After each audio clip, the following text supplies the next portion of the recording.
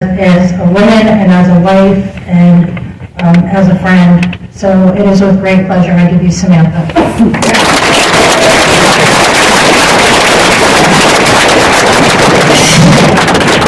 Hey everybody, my name is Samantha and I'm an alcoholic. Thank you so much, Rosie, for that wonderful introduction. You are so important in my life, and I don't know who could have introduced me better than you. First I'd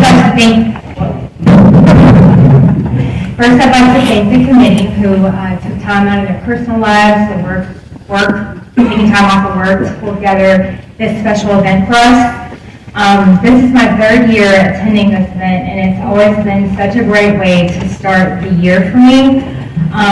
Fun fact, I am terrified of speaking, and I was actually supposed to speak last year, but unfortunately, I caught bronchitis, which, to be honest, I wasn't mad about, but Jay put me on the roster to speak again this year, and so because of this program and because of 12 steps, I'm able to step out of my comfort zone.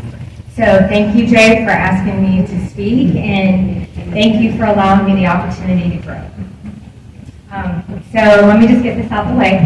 My sobriety date is September 23rd, 2015. I have a sponsor who has a sponsor. I have a home group. It meets on Wednesdays at 7 p.m. in Augusta, Georgia. It's called The Usual Suspects. So if you're ever out in Augusta, Georgia, we'd love to have you. All right, so I'm going to start off with a reading from the book.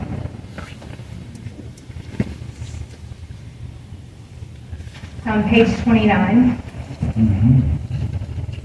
It says, each individual in the personal stories describes in his own language and from his own point of view the way he establishes his relationship with God.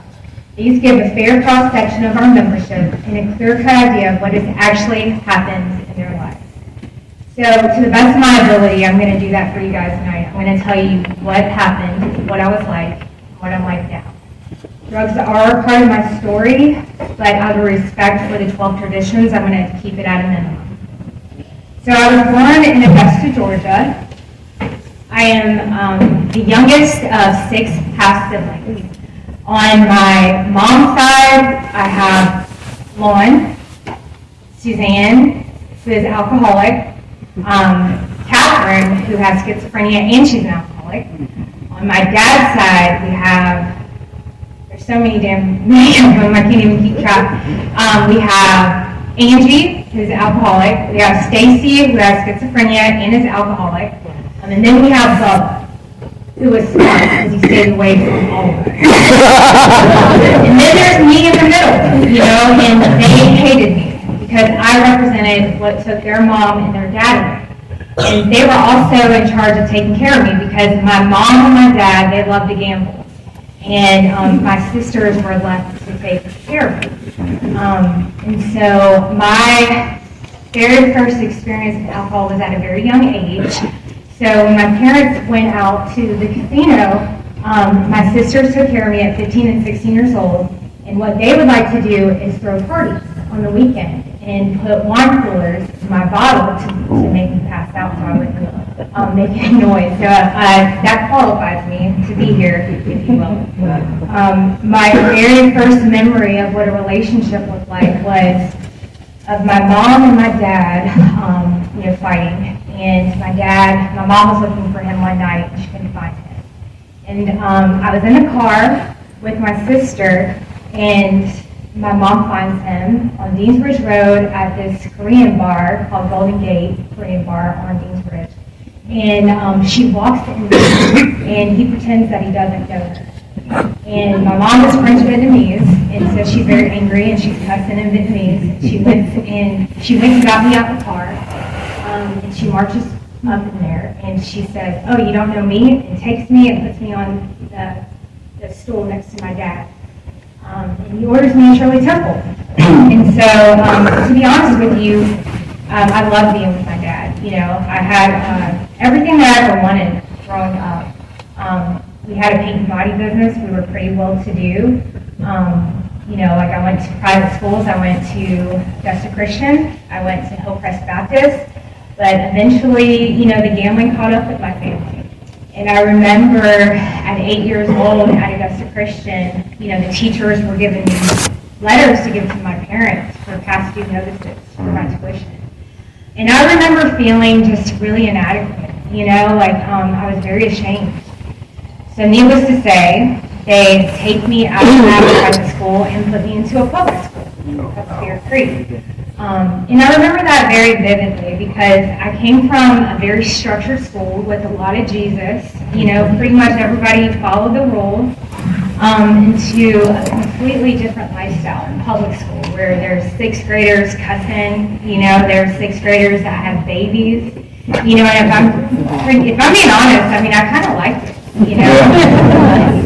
I remember, that year, I fell in love with acting. It was something that I was good at. It was effortless. I was really good at playing stage characters, the ones that I wanted everyone else to see. And now I know that it was really a way of escape, to escape my own identity.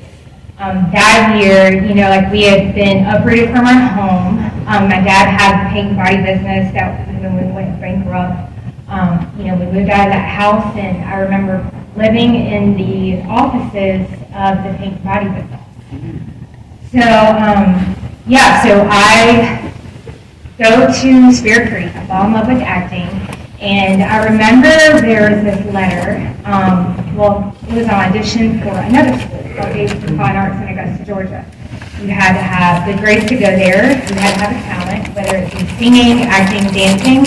And I was like, I'm going to try out for this. I really love acting, and I'm going to be famous, So I try it out for Davidson Fine Arts, and there was this one teacher at Spear Creek. I'll never forget it. Her name was Mrs. Orwell. And she said, Samantha, you're not Davidson material. I remember being really, it really pissed me off, So I go to that audition, I think I did pretty well, and I come back and I tell everybody and lie that I made it. Yes, I'm going to this school before I even knew it. And thankfully, I did get accepted. So what I did? I took that letter up to the school work, and I was like, I actually am Davidson material. And so I go to Davidson Fine Arts, and I'm doing the acting thing. I love it. And at that school, there are kids in there that have been cast in movies, like actual movies, taking time out of school to go film it. And I lied to everybody, and I say, well, I'm cast in a movie too. At that time, I was really wanting the approval of anything. And so, needless to say, I wasn't cast in a movie, and I was going to school every day, and, the kids started to make fun of me.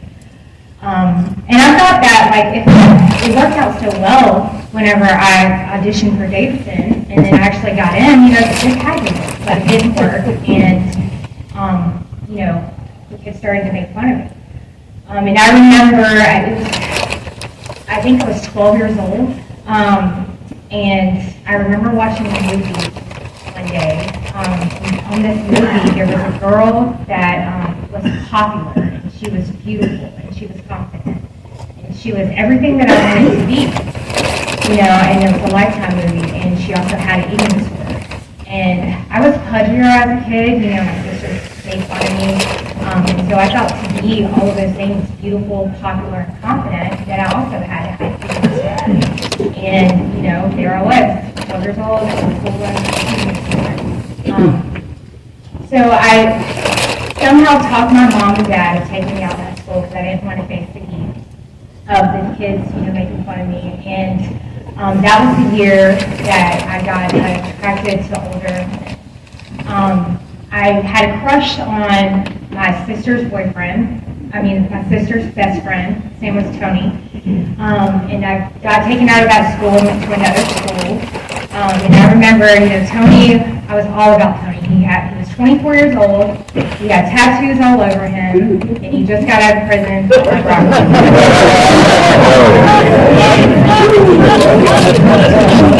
I was all about Tony. Somehow, like, I talked my mom and dad into moving Tony in the house with us. So I'm 15, he's 24, and me and my mom and dad, Tony, were one big house. That was also the year that I got introduced to Percocets. And that had a profound effect on me. I remember where I was at this Grid's house. I was with Tony. He had a green truck, and instantly I was everything that I wanted to be. And I just wanted more and more of that feeling, and when I didn't have it in my body, that was all I could do. It escalated pretty fast from there. When I was 16, I got my first minor possession of alcohol charge. And I was really proud of it. I was so proud of it that I hung it up on the wall like some sort of achievement. I finally found the fellowship that I craved, the fellowship of criminals.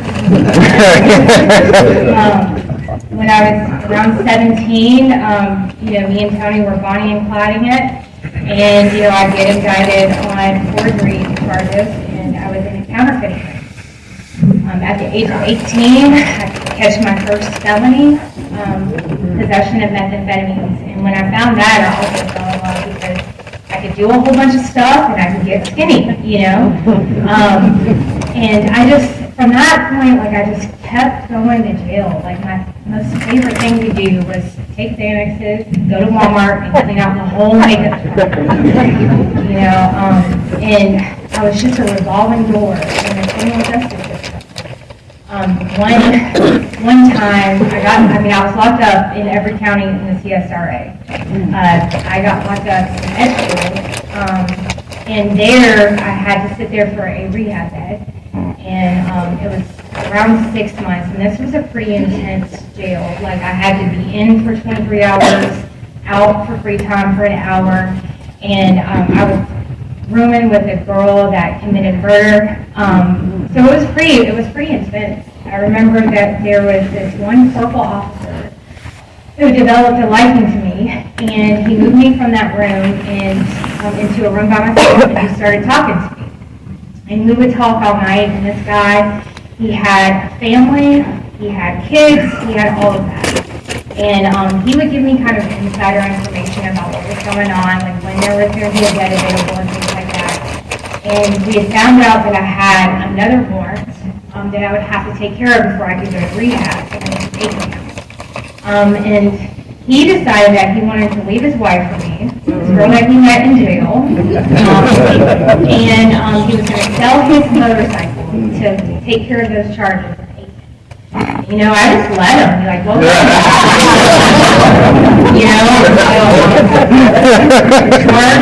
the charge in Aiken gets taken care of, and I'm off to Greenville, South Carolina, to a 30-day rehab facility.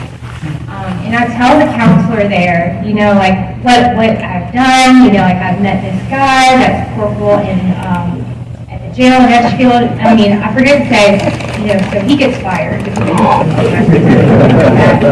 And he's coming up there to Greenville, South Carolina to come and see me. And my counselor, when she heard all this, she's like, "Are you crazy?" This guy, is leaving his whole family and has kids for, a girl that's in jail.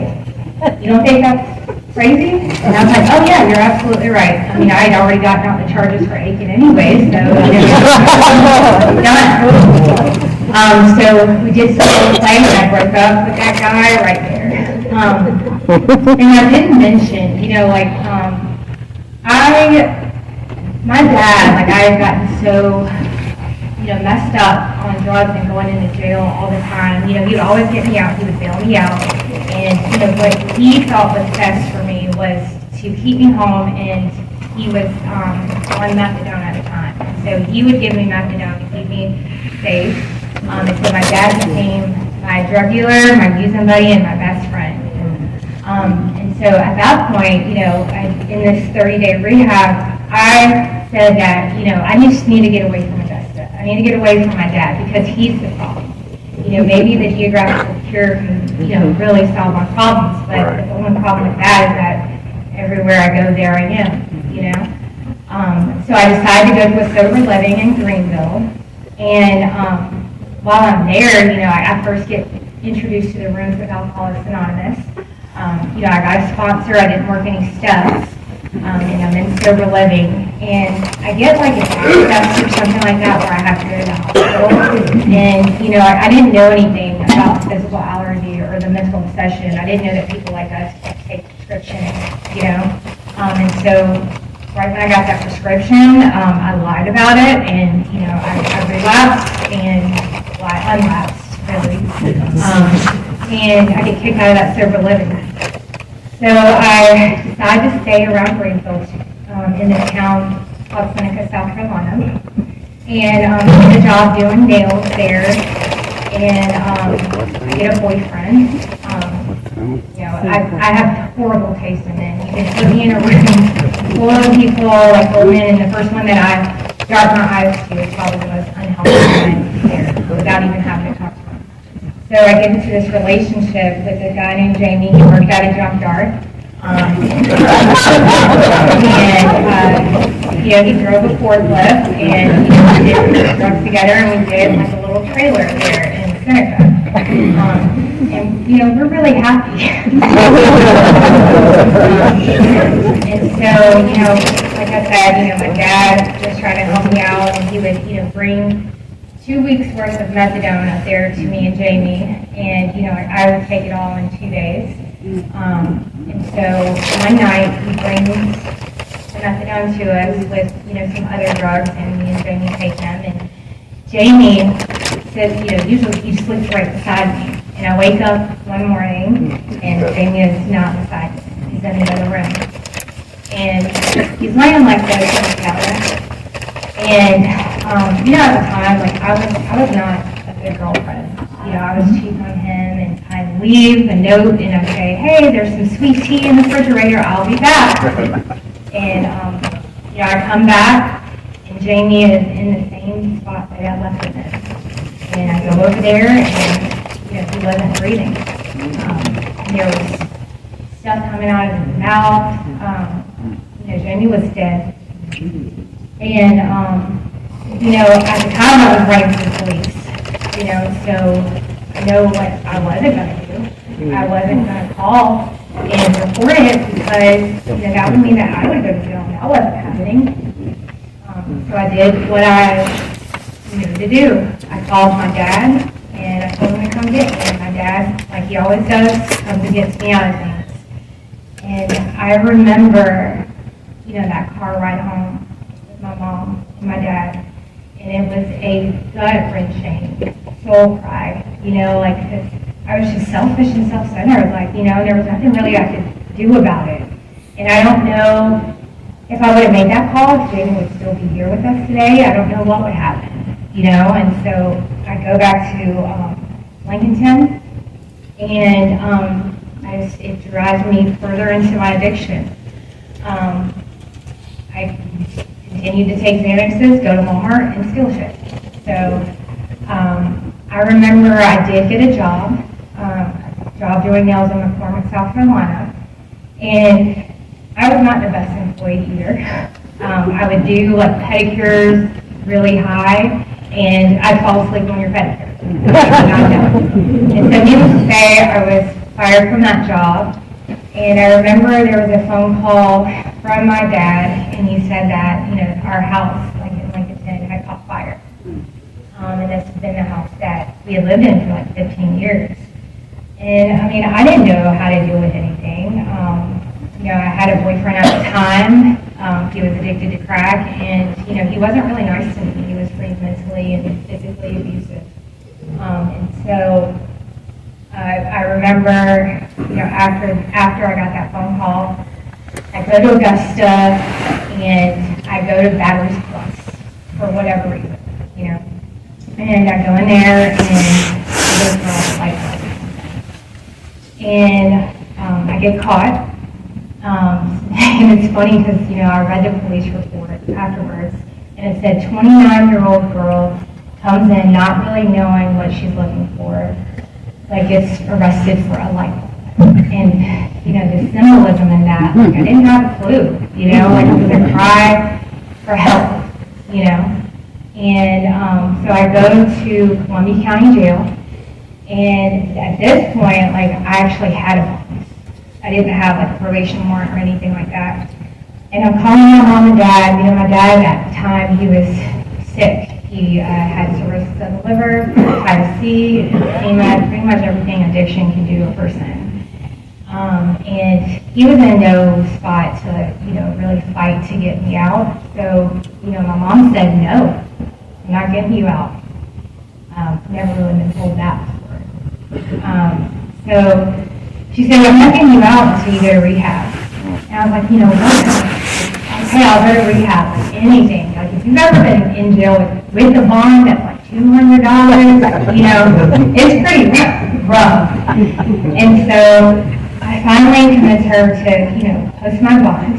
And in Columbia County, what they do when someone posts your bond is they tell you to get your map, they tell you to get your bags, and you go there to the Sally Court, and they run your name one more time. And so guess what happened? I have another warrant in Lincoln County, and Lincoln is not playing with me. So I get transferred over to Lincoln, and you know, I've been a revolving door in that criminal justice system for a while, and so I went to see the judge, and he said, "Oh hell no, you're going to sit here for a year." And you know, in Columbia County, I'd had some female problems. And so when I went to Lincoln, you know, they ended up giving me a pregnancy test. And it turned out that I was pregnant. So because of that, the judge did decide to let me out. But I remember, you know, praying, you know, God, if you just get me out of this, you know, like anything. Like, I'm just tired. You know, I'm homeless. You know, like, I don't know what I'm doing out here. I don't have a purpose. You know, I just keep on trying to escape, you know, and not feel what I'm feeling inside. I couldn't deal with all of this. And so I get out, and I continued to drink, but I wouldn't touch, like, pills or anything like that. And I had a bed reserved at this place called the Hope House, and I was ready. You know, I wanted to finally go to treatment and, you know, get it this time. I committed to staying for a year. So I go to Hope House, and, you know, I meet these women. And these women had qualities that I wanted. You know, they had qualities like integrity, courage, keeping their commitments, showing up on time. You know, things that were pretty foreign to me. And I followed them everywhere. And, you know, like at Hope House, you have to put in for everything, like passes, cooking privileges, things like that. And when I went to, you know, turn my pass in, the lady looked at me and she's like, "No, you can't have your." And I looked at her in disbelief and I said, "Really? You're kidding, right? You don't even know," because I had not been told no, like, ever. And she said, "Yeah, no." So they caught wind that I couldn't handle the word no, so they told me no for everything. You know, they told me no, that I could have money at phone colleges for 6 months. I couldn't work out because I was using that as a way to escape. I couldn't go to church because I was trying to save souls for Jesus to make me feel better. It wasn't for them. You know, but more importantly, the most impactful thing is they taught me how to handle it. You know? I remember, you know, being in group. I got a sponsor. I worked the 12 steps. You know, I started volunteering my time at a local sober living. I got a job at this place called Collection Receivables Incorporated. And I had no experience doing collections, but I was actually pretty good at it. Within a year, I got promoted to supervisor there. And, you know, that was the first sense of accomplishment that I ever had, because, you know, before it was a minor possession of alcohol charge, you know. And plus, I had never held a job for that. That was a big deal. You know, and good things just kept happening to me. At that local sober living, you know, I volunteered my time. I started sponsoring women there. And I went back to doing nails, and I would tell anybody and everyone who would listen to my story, you know, how much my life has changed. And so this lady, she was a journalist for the news. Her name was Ashley, and she's like, this was during the opioid epidemic, and she said, I'd really love for you to share your experience, strength, and hope, and spread positivity in this time. And so then me and my friend Jessica were on the news for sharing our experience, strength, and hope, not once, but twice. And I was on the media for something positive, not counterfeiting. And so, great things just kept happening to me, but there were some really bad things too that happened to me in recovery. My biggest reservation to go out was if something happened to my dad. And, my dad had gotten really sick, and, I was able to be in the room with him when he passed. And he told me that he was proud of me. He got to see me sober. I've also, I was supposed to be speaking one day at the Department of Corrections, but I had gotten pulled over in Charleston. And it was for something that I didn't even know about. They had sent a letter for me to go to court to the house that had burnt down, and I never received it. So needless to say, I had to cancel on the Department of Corrections because I was in the Department of Corrections. But while I was there, I knew that I was right where I needed to be. I started sharing my experience, strength, and hope with the women there. I've been a revolving door in the criminal justice system for a very long time, and I let them know that there is hope for them, that, that go to treatment, go to the rooms, your life can be better. And so after that, the women that I met in Hope House, we did life together. We celebrated each other's birthdays. They became like my new sisters. One day, my friend Ashley was getting married, and I met the program director for Bluff. His name was John Rochstow, and I asked him, I said, hey, I'd really like to work in recovery. Is there a place for me? And he said, yeah, absolutely. And so I went to interview that week and got hired on the spot. And I had no experience in addiction, except addiction. And I remember doing my first group. And I felt like everything that I went through in my life had made sense to help somebody else. It wasn't that long until I was promoted to case manager in 2 months. The thing that I remember about that is that the clinical director at the time, his name was John Martin, and he sat me down and he said, Samantha, you have all of these intangibles. You just need the tangibles. You need to go to college to be a therapist. And from his belief in me, I went to college I signed up for college the next day, and I got every certification that I could under the sun for addiction. I'm a certified anger management specialist, I'm a certified addiction counselor, and I'm a certified peer specialist for addictive disease. And I also graduated summa cum laude with a degree in social work.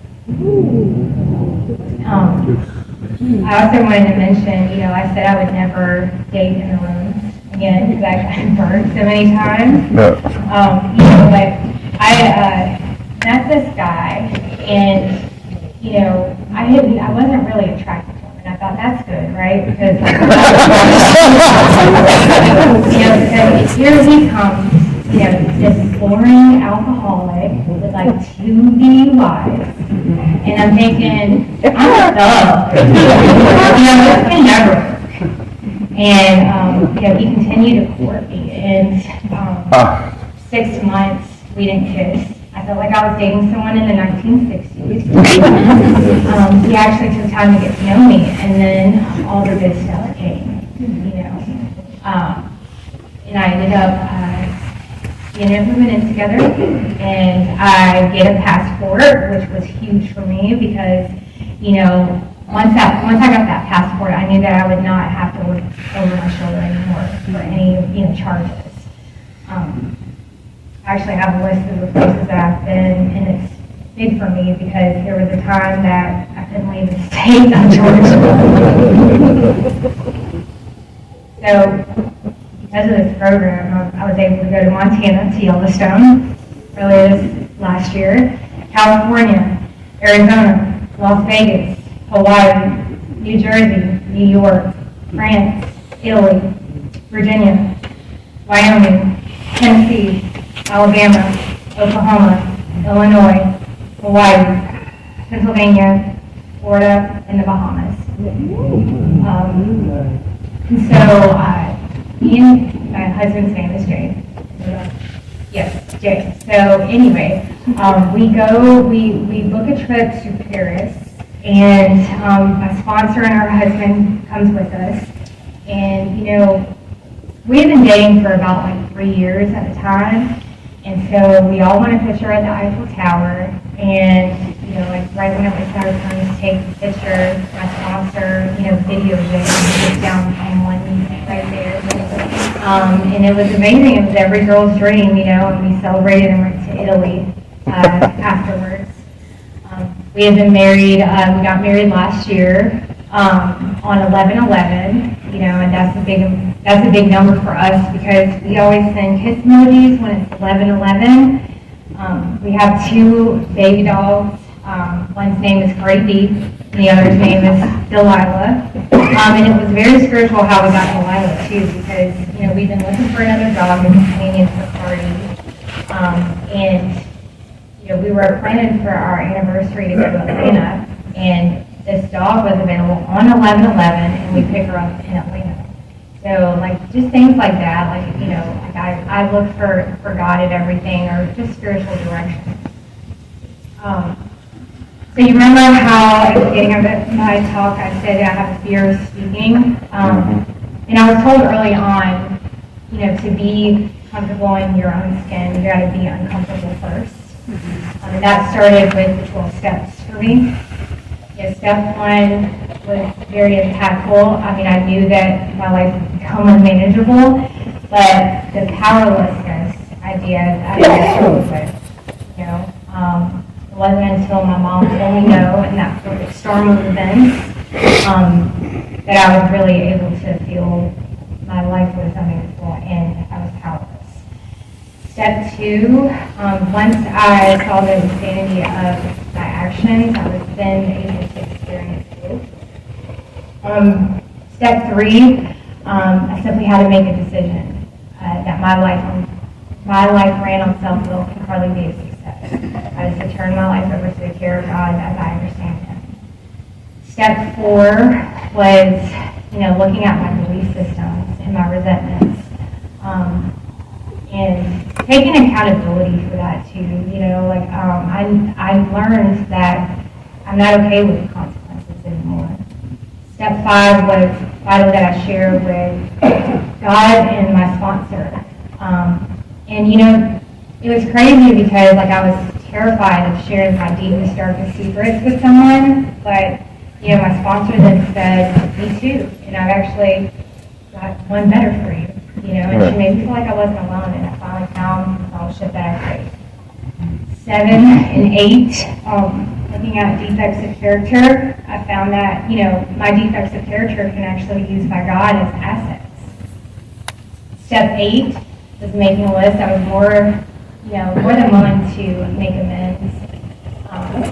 And, you know, the ones for step 9, the ones that I actually made, you know, the most terrifying ones to my employers, to my family, you know, to institutions, all of it, were actually some of the most beautiful ones that turned out. You know, amends needs to change. Sorry needed to be taken out of my vocabulary. Step 10 was watching for fear, dishonesty, and selfishness, and when those things crop up, I am to ask God to immediately remove it and to turn my thoughts to someone I can help and make amends quickly if I have harmed someone. Step 11, prayer and meditation. For 9 years now, like I'm pretty start my day with God. I do a reading, I pray, and you know we do a retire at night. Step 12 is probably my favorite step. I've loved sponsoring other women in this program. There's just something about seeing her spirit wake up and watching her walk with God. You know, it's really beautiful and it's very impactful for me. I want to end with this.